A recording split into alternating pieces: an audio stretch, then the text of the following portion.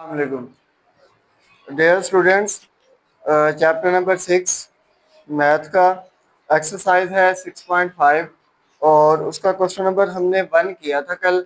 आज हमने question number कौन सा करना है, 2 करना है। क्वेश्चन नंबर 1 में कहा गया था कि आपको एक एंगल और एक साइड दी हुई होगी, और आज क्वेश्चन नंबर जो 2 है उसमें कहा गया है कि आपको दो साइडें और एक एंगल। एंगल वैसे होता है परपेंडिकुलर साइड, जो एंगल 90 डिग्री ही होता है, लेकिन इसमें जो है ना वो कह रहे हैं कि आपको दो साइडें दी हुई हैं, आपने तीसरी साइड फाइंड आउट करनी है और बाकी जो एंगल्स हैं आपने वो फाइंड आउट करने हैं। ठीक है बेटा, तो क्वेश्चन नंबर 2 का पहला पार्ट है वो हम स्टार्ट करते हैं।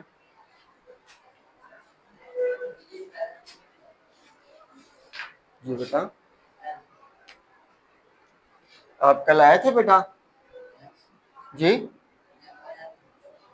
आपने नहीं किया था कल सवाल पहला?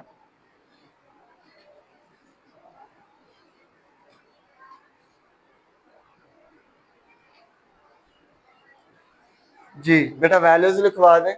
इधर वैल्यू कौन सी है मुझे दिखा दें। C is equal to square root 13 centimetre. उसके बाद है A is equal to square root 3 centimetre. उसके बाद है B, और ये वैल्यू है बेटा A, B और C। इसके बेटा आंसर देखिए, इसमें तीनों एंगल फाइंड आउट करने हैं या सिर्फ एक करना है, वो आप काइंडली मुझे बता दीजिएगा।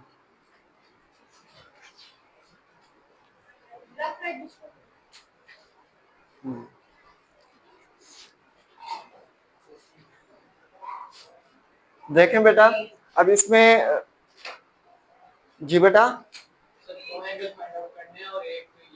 अच्छा ठीक है बेटा।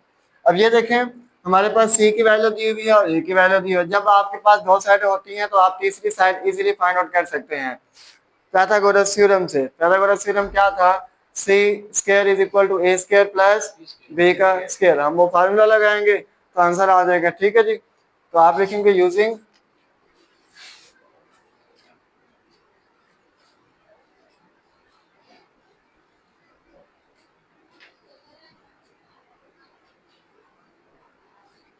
ठीक है जी। ये थ्योरम जब आप लगाएंगे तो थ्योरम क्या आता है? C square is equal to A का स्क्वायर प्लस B का स्क्वायर। लेकिन हमें कौन सी साइड चाहिए? B वाली साइड चाहिए।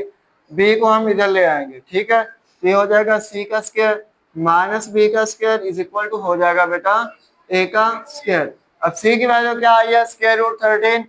C की वैल्यू आ जाएगी बेटा स्क्वायर रूट 13 का स्क्वायर माइनस B की वैल्यू क्या है बेटा? Square root 3। B की वैल्यू तो हमने बेटा फाइंड आउट करनी है, इधर A आ जाएगा। ठीक है, इधर क्या आ जाएगा? A का स्क्वायर। जो वैल्यू फाइंड आउट करनी है वो साइड पे होगी हमेशा। ये आ जाएगा बेटा स्क्वायर रूट 3 का square is equal to B का स्क्वायर हो जाएगा। इधर तक समझ आ गई बेटा? अब ये जो है ना स्क्वायर स्क्वायर रूट से कैंसिल हो जाएगा, ये स्क्वायर स्क्वायर रूट से कैंसिल हो जाएगा। अब वैल्यू जो आपके पास बचेगी 13 minus 3 is equal to B का square. 13 minus 3 is equal to B का स्क्वायर। अब 13 में से अगर आप 3 को माइनस करें तो क्या बच जाता है बेटा? 10। तो ये आ जाएगा 10 इज इक्वल टू B का स्क्वायर। हमने तो B की वैल्यू फाइंड आउट करनी है, तो हम क्या करेंगे? स्क्वायर रूट बोथ साइड ले लेंगे। ये स्क्वायर स्क्वायर रूट से कैंसिल हो जाएगा। 10 इज इक्वल टू क्या बच जाएगा? B। ये तीसरी साइड भी फाइंड आउट हो गई। अब आ जाते हैं जी बेटा, ठीक है, ये B की वैल्यू आ गई स्क्वायर रूट 10। इधर तक अगर किसी को समझ ना आए तो वो पूछ सकता है। उसके बाद बेटा अब रह गए हमारे पास एंगल्स, तीनों साइडें और तीनों एंगल्स। हमने पाइथागोरस थ्योरम का पता है क्या होता है? वो क्या होता है बेटा, बोलेंगी तो? मैंने सिर्फ फार्मूला लगाया है। C की वैल्यू लिखी है C की जगह, A की वैल्यू लिखी है A की जगह, और B फाइंड आउट करना था जी। इधर क्योंकि हमें B चाहिए था, इधर लेके आ गया बस। जब हमें एक तो सी जो चीज चाहिए होगी ना वो हमेशा दूसरी साइड पे होती है और बाकी साइडें एक साइड पे हो जाती हैं। ठीक है, जो चीज चाहिए, जो चीज हमें चाहिए होती है ना, वो हमेशा साइड पे होती है। ठीक है, हाँ जी, वो अलग हो जाती है, बाकी जो है ना आपस में हो जाती है। और कोई समझ में आई हो तो ठीक है। बी इधर आ जाएगा ना बेटा, बी राइट हैंड साइड पे अलग था। अब बी की वैल्यू ये आ गई। हाँ जी, वो साइड पे होगी। जो चीज फाइंड आउट करनी है, तो ये हमेशा वैसे अक्ल की बात है कि जो चीज फाइंड आउट करनी होती है वो हमेशा साइड पे होती है। जब अगर जो चीज फाइंड करनी होती है, अगर वो किसी के साथ मिक्स होगी, हमें तो उसको अलग लाजमी करना पड़ेगा ना। फर्ज करें बी के साथ अंडर रूट 3 आ जाता है, इधर भी अंडर रूट 3 आ जाता है, तो बी अंडर रूट 3 की वैल्यू आएगी, बी की तो नहीं आएगी ना। तो अंडर रूट 3 को इधर लेकर आना पड़ेगा लाजमी। ठीक है जी, तो यो तो आप पहले ले आए या बाद में ले आए, मैं क्वेश्चन बता रहा हूँ ना जो क्वेश्चन आप पूछ रहे हैं, मैं क्वेश्चन बता रहा हूँ ना जो क्वेश्चन आप पूछ रहे हैं, तो आप क्वेश्चन मुझसे नहीं पूछ सकते। ठीक है बेटा, अच्छा जी, इधर तक बेटा क्लियर है। अब रह गया हमारे पास एंगल्स। एक एंगल तो गिवन होता है जो 90 डिग्री का होता है, ये हमें पता होता है हमेशा, ये कितने डिग्री का है, 90 डिग्री का। ठीक है जी, ये क्योंकि परपेंडिकुलर लाइन होती है, वो एंगल होता है 90 डिग्री का। बाकी मसला होता है इन दो एंगल्स का, वो दोनों फाइंड आउट करने होते हैं। अब बी की वैल्यू भी आपके पास आ गई है। बी की वैल्यू क्या है बेटा, जो हमने मालूम करनी थी, वो √10 है। अब आप फार्मूला लगा लें, कोई सा फार्मूला लगा लें, tan थीटा का लगा लें, cos थीटा का लगा लें, उसके बाद sin थीटा का लगा लें। ठीक है, साइडें तो गिवन ही होंगी। ठीक है, अब हमें चाहिए कौन सी साइड, बी और सी। ऐसा कौन सा फार्मूला है जिसमें बी ओवर सी है, मतलब ये बेस ओवर हाइपो है। कौन सा फार्मूला है जिसमें हाइपो ओवर बेस या बेस ओवर हाइपो जी। अच्छा, अब अगर हमें ये वाला एंगल चाहिए होगा ना, तो हम सी और ए जिस फार्मूले में होगा, मतलब परपेंडिकुलर ओवर बेस जिस फार्मूले में होगा, तो हम वो फार्मूला लगाएंगे। अब इन दोनों के दरमियान जो एंगल बनता है, वो ये वाला एंगल बनता है, इस लाइन के और इस लाइन के दरमियान में। ये एंगल ऑलरेडी गिवन है जो 90 डिग्री का है, हमें एंगल ये वाला चाहिए। अब ये वाला जो वर्टेक्स है, ये बी और सी के दरमियान में है। अब बी क्या है, परपेंडिकुलर लाइन है, और सी क्या है, बेस है। सॉरी, क्या, हाँ जी, ये हाइपो है, ये क्या है बेटा, बेस है। अब हम वो वाला फार्मूला लगाएंगे जिसमें हाइपो और बेस हो।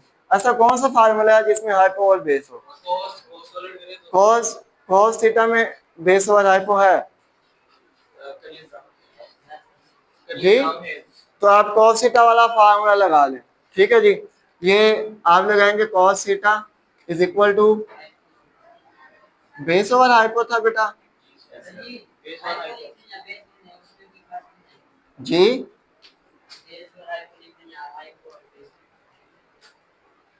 नहीं, फर्क होता है, ऊपर नीचे लिखने से कुछ नहीं होता है, मैंने कहा था। कब, बेस और हाइपो, हाइपो और बेस लिख सकते हैं। तो मैंने इस सेंस में भी कहा होगा कोस थीटा का उलट जो होता है वो सीकेंट थीटा होता है। तो सीकेंट थीटा का अगर आप फार्मूला लिखेंगे तो वो उलट लिख सकते हैं। वैसे में ये तो रूल है, कॉस थीटा का जो रूल है वो तो ये है ना, कॉस थीटा होता ही उसके इक्वल है बेस ओवर हाइपो के होता है, बेस ओवर हाइपो के। इसको तो हम उलट तब लिख सकते हैं जब कॉस थीटा का उलट होगा, second theta hypo over base ये होगा, तब लिख सकते हैं उलट कर। ठीक है, समझ आ गई इधर तक, क्लियर है। देखिए अब दोबारा एक दफा बेटा समझ लें, हमने एंगल फाइंड आउट करना है ये वाला और ये वाला। ठीक है, अब या तो पहले ये वाला फाइंड आउट करेंगे, तो ए और बी लेकर आएंगे, परपेंडिकुलर ओवर हाइपो लेकर आएंगे, सॉरी ये कौन सी है, परपेंडिकुलर ओवर हाइपो। ठीक है, अब अगर ये लेकर आना है एंगल, तो इसमें आप क्या लेकर आएंगे, हाइपो ओवर बेस या बेस ओवर हाइपो। ठीक है जी, अब हाइपो ओवर बेस इसमें नहीं था, कॉस थीटा में, कॉस थीटा में था बेस ओवर हाइपो, तो आप बेस ओवर हाइपो वाला फार्मूला भी लगा सकते हैं। ठीक है जी, तो ये देखिए जी,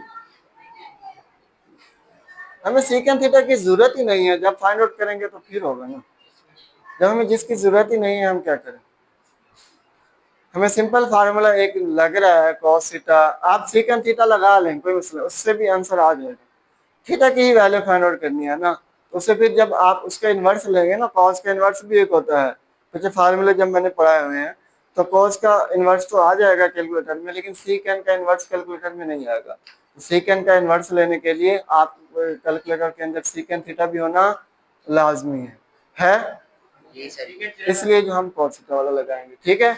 इसके एक रीजन बहुत बड़ी ये भी मैं आपको, अब cos theta is equal to base की वैल्यू क्या है बेटा, बी, बेस ये है ना बेटा, सी ओवर बी है, तो ये हो जाएगा cos theta is equal to, C की वैल्यू क्या है बेटा, स्क्वायर रूट 3, और बेस क्या है बेटा, स्क्वायर रूट 13 डिवाइडेड बाई ये क्या हो जाएगा बेटा, 10 हो जाएगा। अब आप कैलकुलेटर लें, square root 13 over square root 10 ले लें, तो क्या आंसर आएगा, हाँ जी, इज इक्वल टू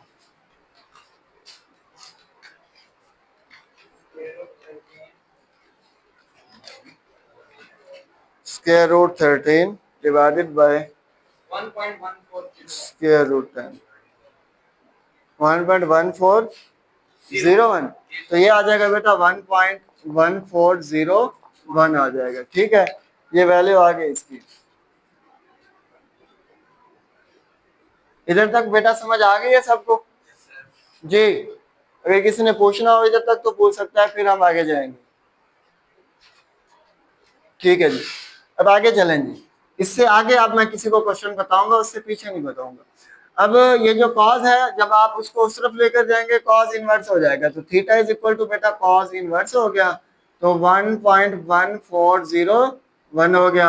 अब आप कैलकुलेटर पे लिखें कॉज इनवर्स 1.1401, शिफ्ट दबाएं, कॉज दबाएं, 1.1401, 1.1401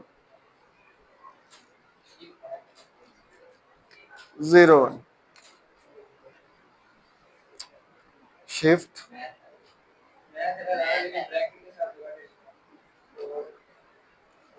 1.1401, क्यों, इसका क्यों नहीं आ रहा आंसर, आना चाहिए था,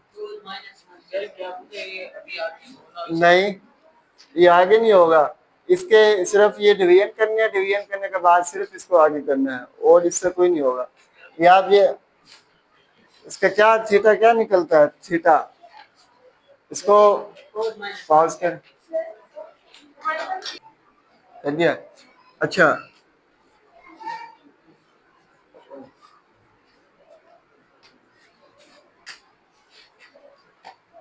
जी। देखें बेटा, इसमें जो है ना एक गलती ये आई है कि फार्मूले के मुताबिक जो हमारे पास था ना कि हाइपो का स्क्वायर इज इक्वल टू था बेस का स्क्वायर प्लस परपेंडिकुलर का स्क्वायर था, ये भी तो पाइथागोरस थ्योरम है ना। अब ये जो हाइपो है, हाइपो हमारे पास बी है, बी है ना, तो ये तो आ जाएगा, हम हाइपो हमारे पास बी है, तो स्क्वायर रूट क्या हो जाएगा बेटा, 10 का square is equal to, base हमारे पास क्या है, सॉरी ये फाइंड आउट करनी थी, ठीक है, ये हमने क्या करनी थी बेटा, बी फाइंड आउट ही करनी थी, ये बी वैसे रहेगा। अब बेस क्या है, वो सी है, स्क्वायर रूट क्या हो जाएगा, 13 का स्क्वायर प्लस परपेंडिकुलर क्या है, परपेंडिकुलर परपेंडिकुलर है सी का 3 का स्क्वायर हो जाएगा। अब ये स्क्वायर स्क्वायर रूट से कैंसिल हो जाएगा या इससे कैंसिल हो जाएगा, वैल्यू बन जाएगा B square is equal to 13 plus 3, इधर वैल्यू क्या हो रही है बेटा, प्लस हो रही है, प्लस माइनस का फर्क पड़ गया।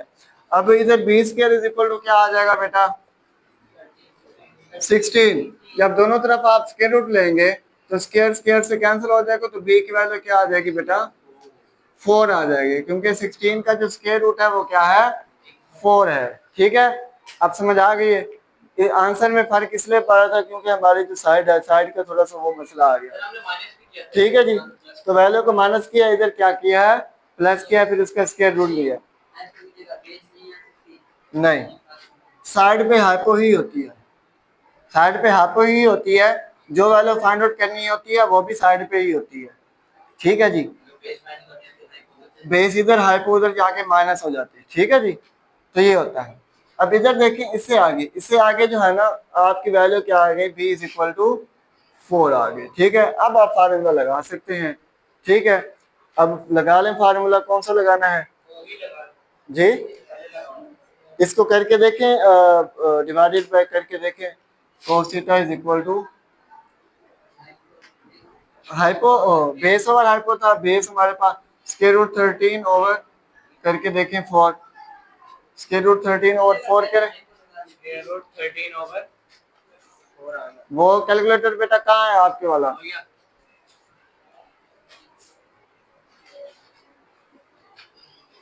ये देखें शिफ्ट क्या होगा बेटा, कॉस इनवर्स स्क्वायर रूट 13 दोबारा। ठीक है, तो आप उसमें वो वाला फार्मूला लगा लें tan थीटा का। अब tan थीटा का फार्मूला क्या था, ये जो tan थीटा है, tan थीटा का क्या फार्मूला था, परपेंडिकुलर ओवर बेस था। परपेंडिकुलर क्या है इसमें, परपेंडिकुलर ओवर बेस है। अब परपेंडिकुलर इसमें क्या है, perpendicular value 3 centimetre under root 3 है, और बेस क्या है, अंडर रूट 13 है। इसको करें tan थीटा, हाँ जी, थीटा इज इक्वल टू हो जाएगा tan इनवर्स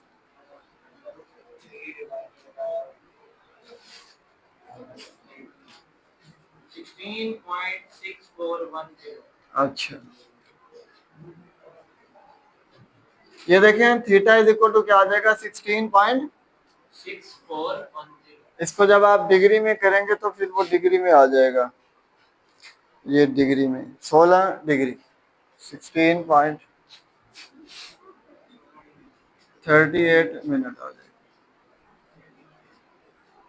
जाएगा। ये बेटा आपकी पहली साइड आ गई। इधर तक अगर किसी को समझ आई है दोबारा पूछ सकता है। डिग्री और मिनट कैसे है? वो तो उसमें याद है, हमने किया हुआ है कन्वर्ट पहले से। तो सवाल में तो ऐसा नहीं था कि हम इसे कन्वर्ट करना है। कोई बात नहीं, 16.38 कर लें बस। बाद में मैंने इसको मिनट में कन्वर्ट कर दिया, 16 को डिग्री अलग लिख दिया। लिखना पड़ेगा इस सवाल। नहीं कोई बात नहीं, आप इस तरह लिखें। ठीक है, उसके बाद बेटा तीसरा एंगल, एक एंगल 90 डिग्री का हो गया, एक एंगल हो गया ये वाला 16 डिग्री का। अब तीसरा एंगल जो है वो हमारे पास ये वाला फाइंड आउट करना है। अब ये उसके कैलकुलेटर के मुताबिक आंसर नहीं आ रहा, साइंटिफिक एरर आ रहा है। अगर कैलकुलेटर से करें तो कैलकुलेटर के ये गलत आया है। अच्छा,